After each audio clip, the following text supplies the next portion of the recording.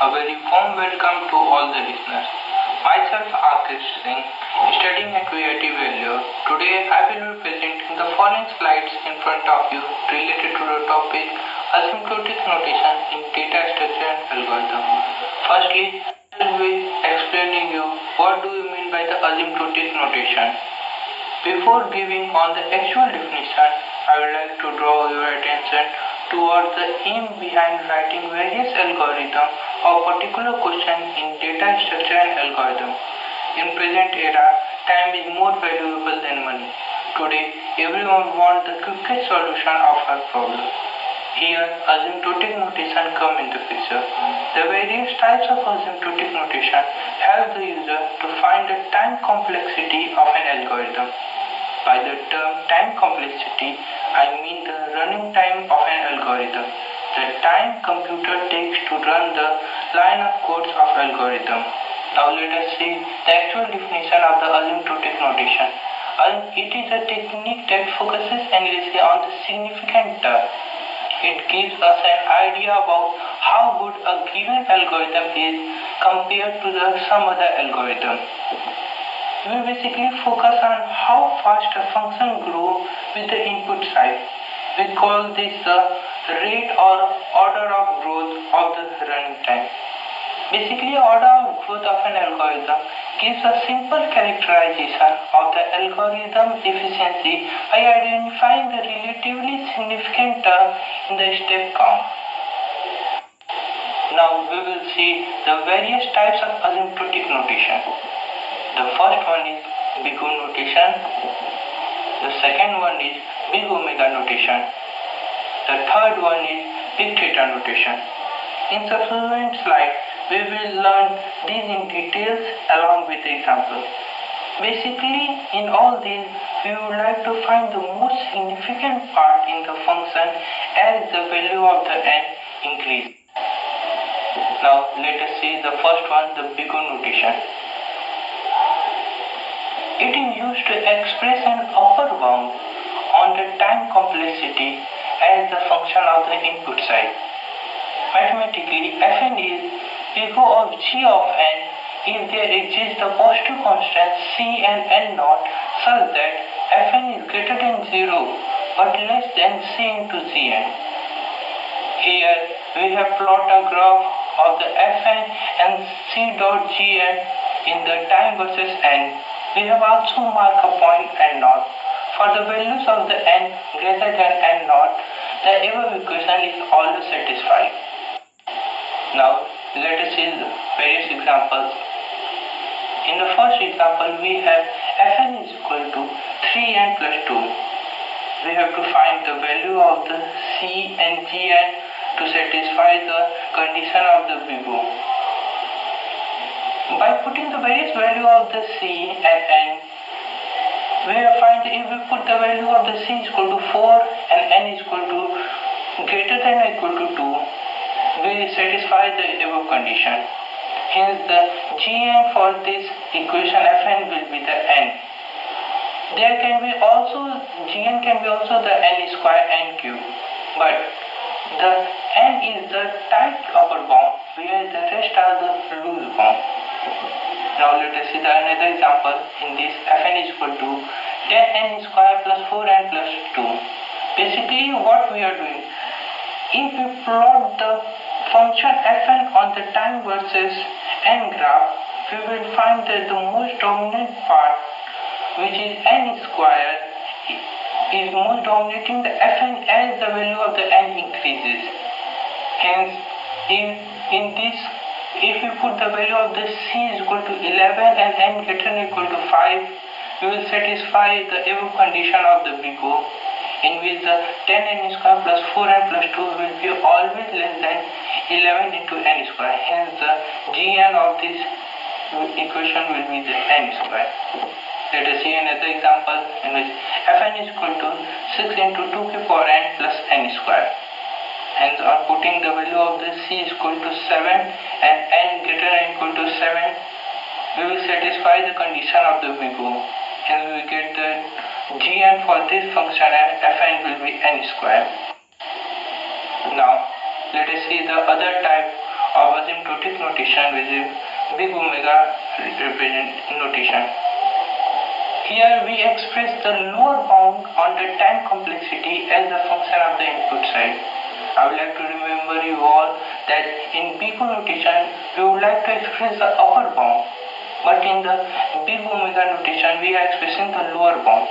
Mathematically, Fn is big omega of Gn if there exists the positive constant Cn n naught such that C into Gn should be greater than 0 but should be less than Fn. Here in the graph we have plotted the Fn and C dot Gn in the time versus n, and we have pointed the point n naught. For the values of n greater than n naught, the above condition for the big omega representation is always true. Now let us see some examples of it. In the first example we have the Fn is equal to 3n plus 2. Basically we have to find the value of the C and Gn for which the big omega notation condition is always satisfied. If we put the value of C is equal to 1 and n greater than or equal to 1, we will always satisfy the Fn that 3n plus 2 will be always greater than or equal to n. Hence the Gn for this function will be the n. Let us see another example. We have Fn is equal to 10n square plus 4n plus 2. Hence on putting the value of the C is equal to 1 and n greater than or equal to 1, we satisfy that 10n square plus 4n plus 2 is always greater than or equal to n square. Hence the Gn for this function will be the n square. Let us see another example in which Fn is equal to 6 into 2n square plus n square. If we put the value of the C is equal to 1 and n greater than or equal to 1, we will get that 6 into 2 to the power n plus n square is always greater than or equal to 2 to the power n. Here the Gn can be the values such as n square, 2 to the power n, and 1. Of the above, 2 to the power n is the type lower bound, whereas all other are loose of lower. Now let us see the other type of the asymptotic notation, which is big theta notation. By now we have seen the upper bound and the lower bound. In big theta notation, we express the tight bound on the time complexity as a function of the input side. Mathematically, Fn is big theta of Gn if there exists the positive constant Cn n naught such that Fn is greater than or equal to 0 but less than or equal to C1 dot Gn and C2 dot Gn is greater than or equal to 0 but less than Fn. In the above graph we have plotted the value of n naught. We can see that all the values of n right hand side of the n naught satisfy the above condition. Now let us see some example related to that. In the first example we have Fn is equal to 3n plus 10 to the power 10. To find the big theta of it, we have to satisfy both the conditions. So if we put the value of C1 is equal to 3, C2 is equal to 4 and n should be greater than or equal to 10 to the power 10, we will satisfy both the condition of the big theta that 3n plus 10 to the power 10 should be always greater than 3n and should be always less than 4n. Hence the Gn for this function will be the n. Let us see another example in which we have Fn is equal to 10n square plus 4n plus 2. Here if we put the C1 is equal to 10, C2 is equal to 20 and n greater than or equal to 1, we will satisfy both the condition of the theta notation. And 10n square plus 4n plus 2, which is Fn, should be always greater than or equal to 10n square and should be always less than or equal to 20n square. Hence for the Fn, the Gn will be the n square. Now let us see another example. Here we have Fn is equal to 6 into 2 to the power n plus n square.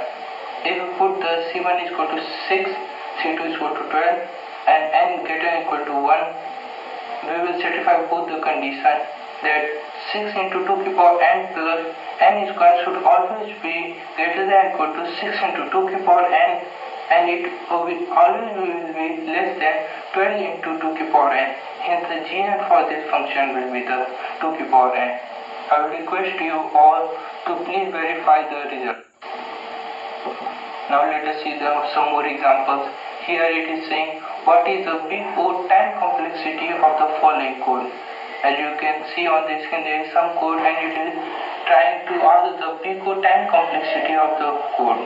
I would like to request you all to pause the video and try to solve and then watch its explanation. In the above problem, we have to find the total number of times the program runs. Now let us put the value of n and let us see what will happen. If we put the value of n is equal to 0, the code will not execute. If we put the value of n is equal to 1, the code will execute exactly one time. Similarly, if we put the value of n is equal to 2, the code will execute exactly 2 times, and so on. So hence the fn for this function will be n into n minus 1 whole divided by 2. Therefore, the most significant term of the n is n square. Hence, the big O time complexity of this above program will be the n square. Here I am giving you some practice problem. You should try. In the first question, we have to prove the fn is equal to n square plus n, for which the big O of this equation will be n cube, the big omega of this equation will be n square, and the big theta of this equation will be n square.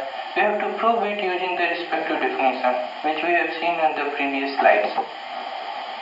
In the second question, it is said to find what is the big O time complexity of the following code. I would request you to see the previous example to solve this example. Now we will see the general observation on the asymptotic notation. If we let the fn and gn be two asymptotic non-negative functions, then max of fn gn will be equal to big theta of fn plus gn. For second, we have for two asymptotic functions f and gn, big O of fn plus big O of gn is equal to big O of max f and gn. These all are the general observation. You can take the example and verify it at your own. Here I am giving you common runtime for the better to worse. For the better runtime, we have that the program should execute exactly one time, that it will save our time. Later on, we have the log n log n square, n cube, 2 to the power n, and n to the power n. In the further series, if we go, that the time will be taken more for us the program to be executed. Before I will end it, I would like to explain what is the meaning of the log n in the asymptotic notation. Log n simply means how many times we need to divide the n unit such that we can't divide them into halves anymore. With all this, I would like to end my presentation. Thank you. Jai Hind.